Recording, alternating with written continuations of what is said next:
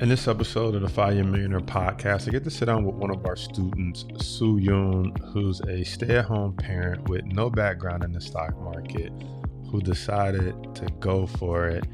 And man, I'm telling you, her story is super inspirational, and I'm excited to share it with you. Let's get into it.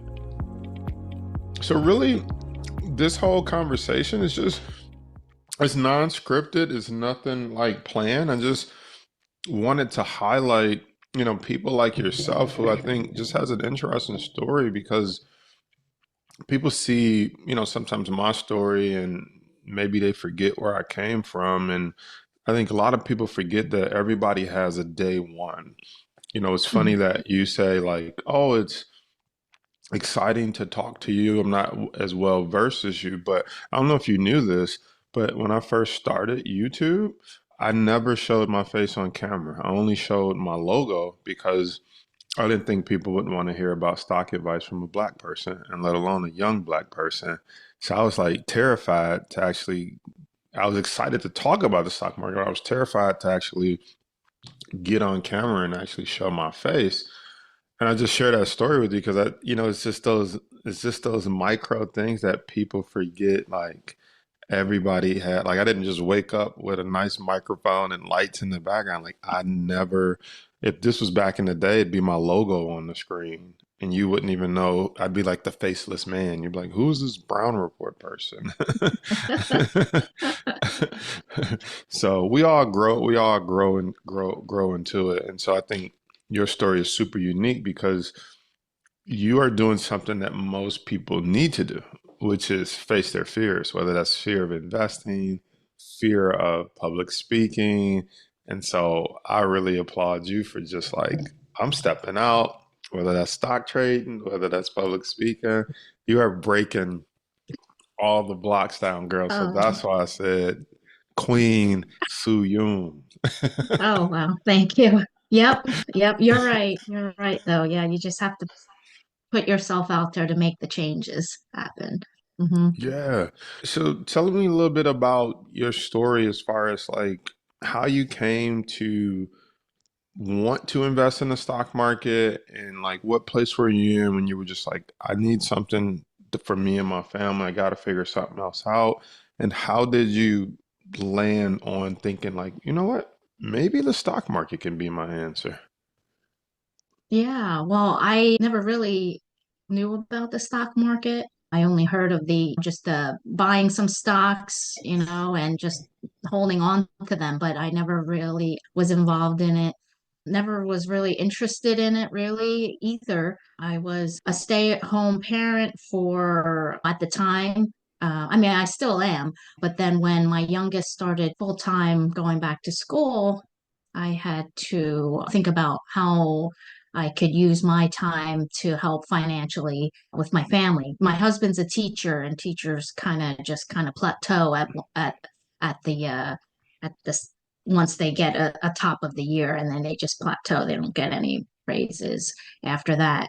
So it wasn't sustainable. But while I was just doing being a stay-at-home parent, I had to figure out creative ways to manage our finances. I manage the finances 100%.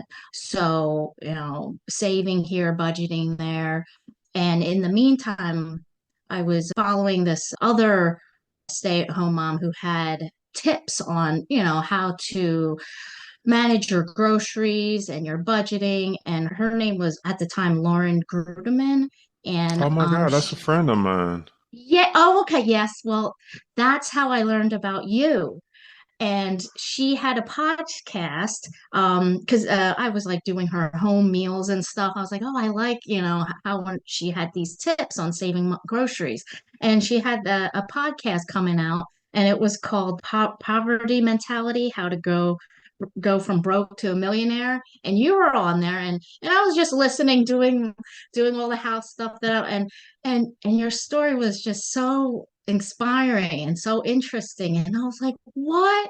And that's when my mind and my eyes were open to like the stock market, that you could do this, and get involved. And I was like, okay. I mean, he sounds really legit. So, and you had mentioned your website and your platform, PTU, and free, introductory courses. And I was like, yeah, I'm all about, free because so that's what I was doing. So I looked into that, and that was in like February of 2022. And I looked into that starter pack, and I looked at all that beginner's basics, and I was like, wow, this really makes sense. And I really like this. I like where he's going, and I understand what you were saying. The language wasn't like really fancy, the terms, and me coming with no financial investment background, not a strong even math, or numbers. So, but it made sense to me. So I just kept like digging into it further and like just looking into it and listening to your podcast. I found your podcast, some of your YouTube videos, and it just kept adding up. And then I think in that following summer, I made the investment to purchase your like the foundations and the objects explained, the group coaching. A couple of you had some free like webinars, and I saw those. I signed up for those, and I just, it was really interesting, and I liked it, and it was really ideal for my situation as a stay-at-home parent with young kids. And I couldn't it was just hard to be able to like look for a job and then be away from the house and then come home and try to do everything that that I normally would be doing if I was at home. So Yeah. yeah, just So that's how you it so started. you really have a very interesting, not interesting in like you like what I find I'm hearing in your story though is like that is like a lot of people. And what's admirable about yours is though, like I talk to a lot of people, I see a lot of emails come through about why people can't learn the stock market, whether it's time, money, I'm not good at math, I don't know how this stuff works. And what I love about you is like you are the collection of all those things, and you're also the strength of like no excuses, I'm going to do it anyway. You're like, I'm not good at math, uh, I'm a stay-at-home parent, we got a limited budget, I don't know how this Mhm. stuff works. Yeah, I'm still going to learn how to trade in the stock market Yeah, anyway. yeah, And I yeah. love that. I love that because most people would take that though and use it as an excuse and be like, this is why I can't do it. This is why I won't do it. This is why now it's not a good time. So where did you like dig? What was it that made you find the strength to just forge forward? It's like, you know what? I'm doing something, I got to do something, and I'm doing this. Like, despite what most people would probably consider the deck being stacked against you, which in my opinion, I actually think that works in your favor, though, because you don't come in with any preconceived notions. You don't come in thinking you're smarter than you really are because you were a doctor and you got this. I actually think not having any experience is a strength. But what was it that made you push through your fears, or at least keep taking the next step? Because that's what I heard. You at least kept taking the next step. You listened to a podcast from that girl. Oh, you went and got this free thing. Okay, you listened to some of my free webinars. You at least took the next step. So, what encouraged you to keep at least being strong enough to keep taking the next step? Yeah, the looking at my options, like it was either like this had such growth potential, this path with the stock market, as opposed to what was my other choice. What other choice? I couldn't be a stay-at-home parent forever, obviously, and so I was like, well, I would have to get a job. My husband already has a job, but his job is just, like I said, a teacher, and teachers just kind of just dead end once he hits his like step 15, and that was it.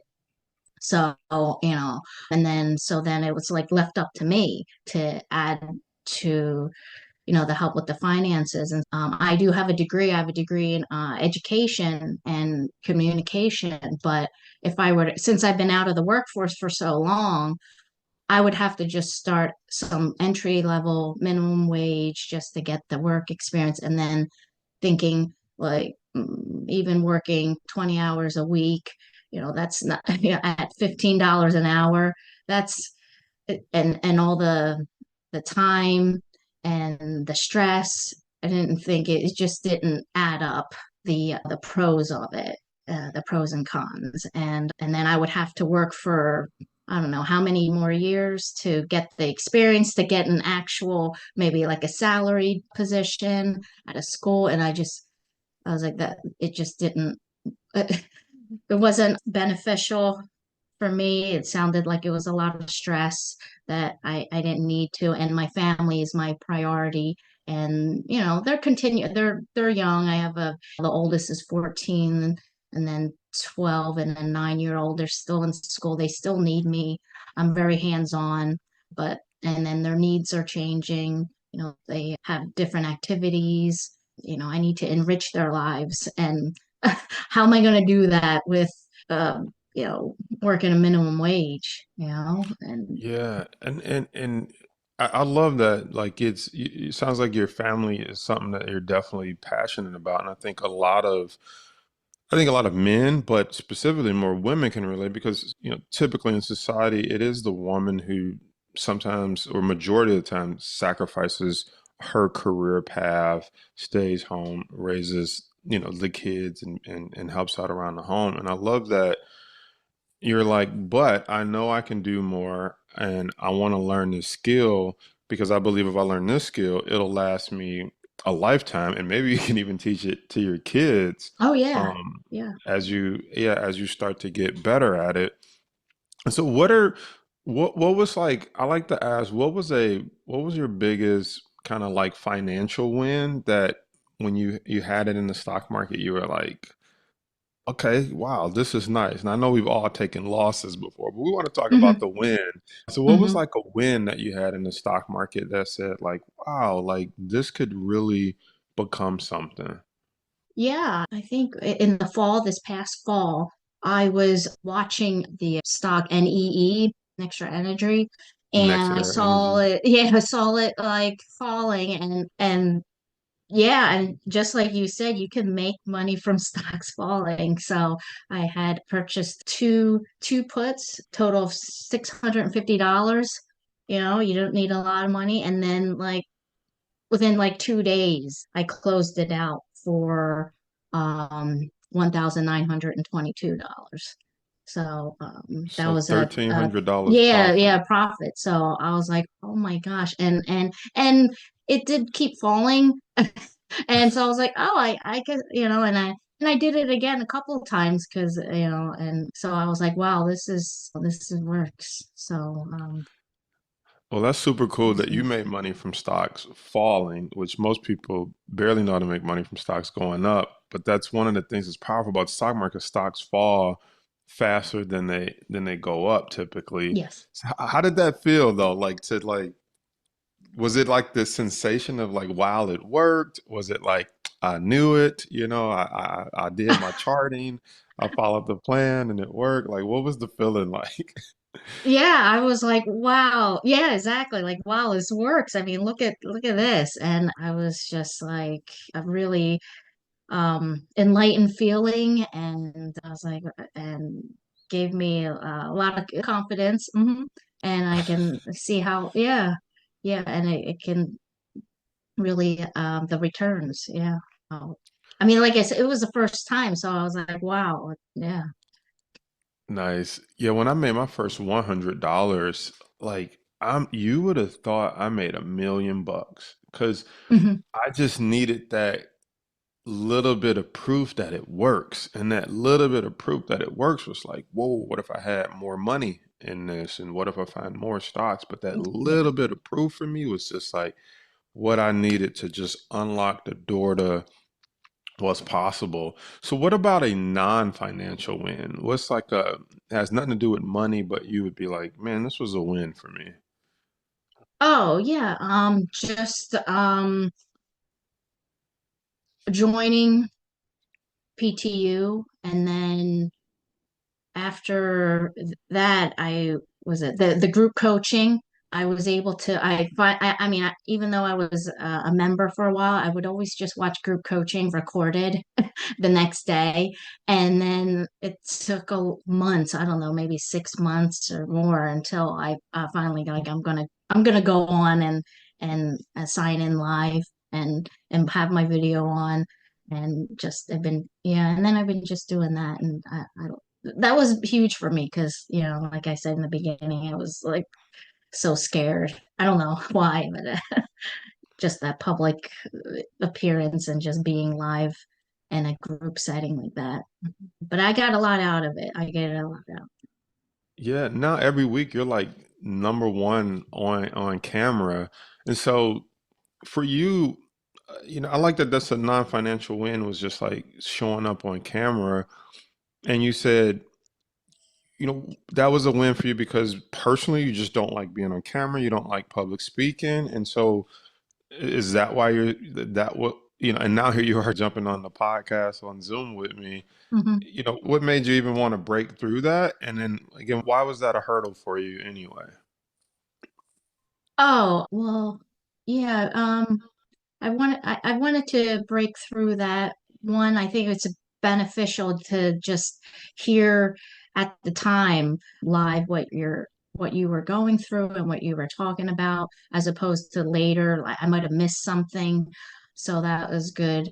And in case, yeah, if a question, you can always just type it in or something. And also, and my husband, during COVID, he had to teach virtually, and a lot of times the students would go on there and they wouldn't have their camera on or they wouldn't be there. And so I know what that would feel like.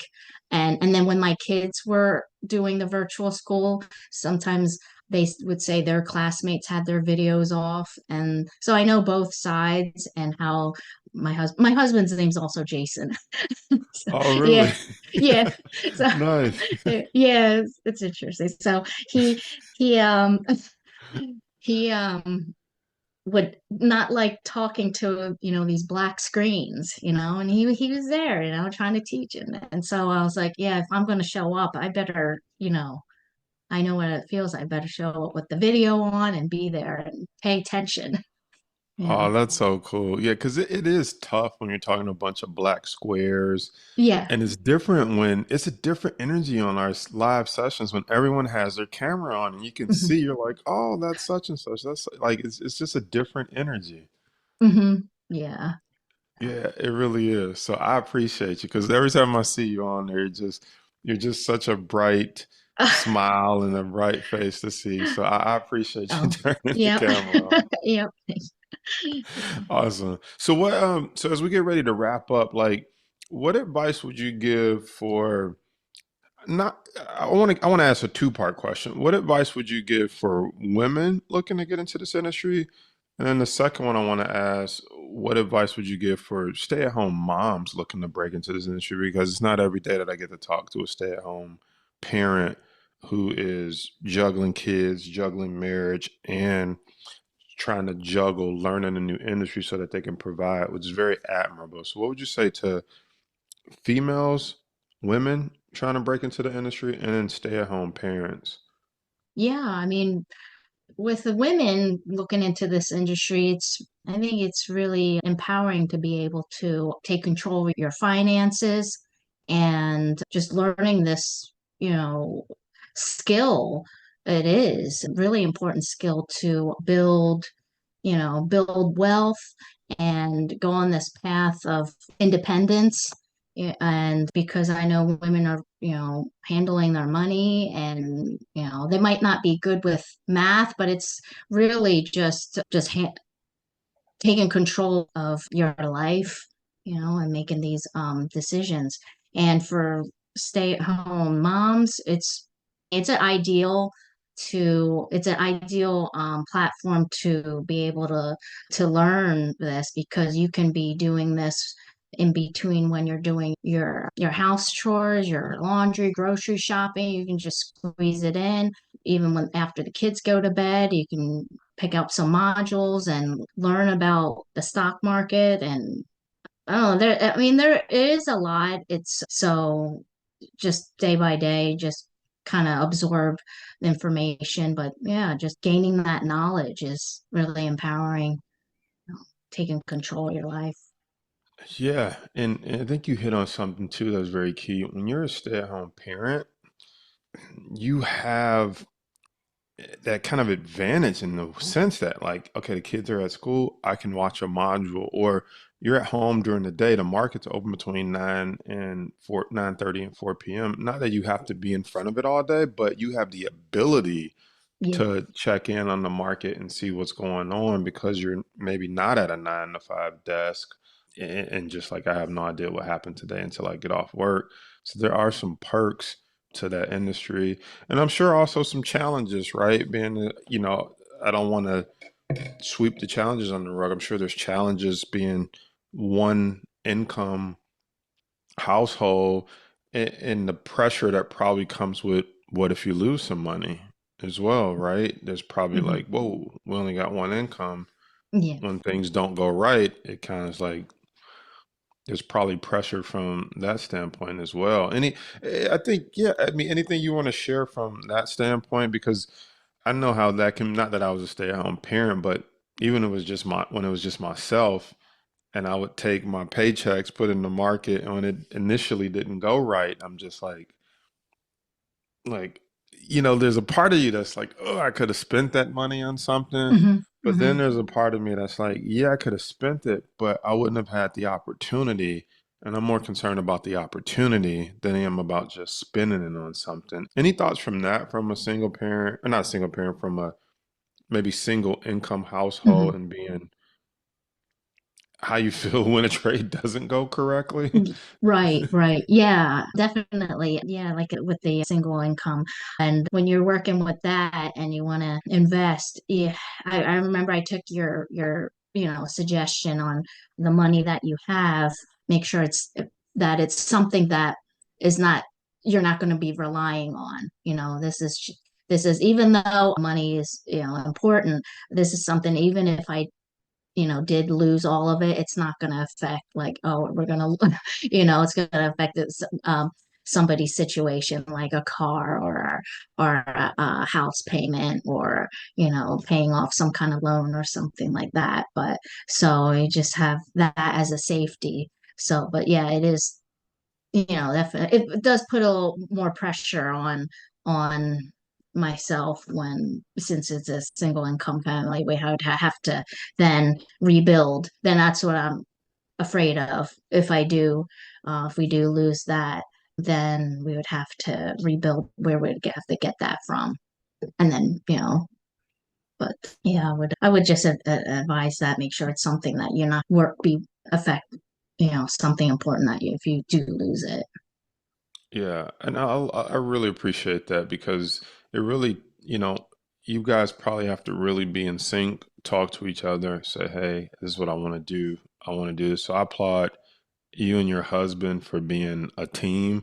Um, I don't know if he'll listen to this episode, but I just want to tell him that I appreciate that he didn't, I mean, at least from what I know, but I don't want to use the word allowed you.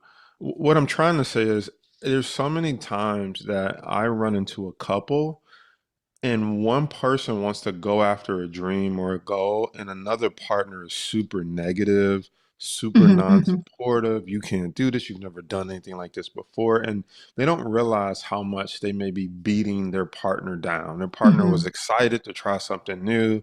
And instead of being supported, they're like, you're not doing that with our money, or I don't think you can do it. And so, if he's listening to this, just the fact that you guys came to some understanding of like, hey, if you really want to do this, go for it. Let's see what happens. That alone is a success because so many people don't Yeah. have that support.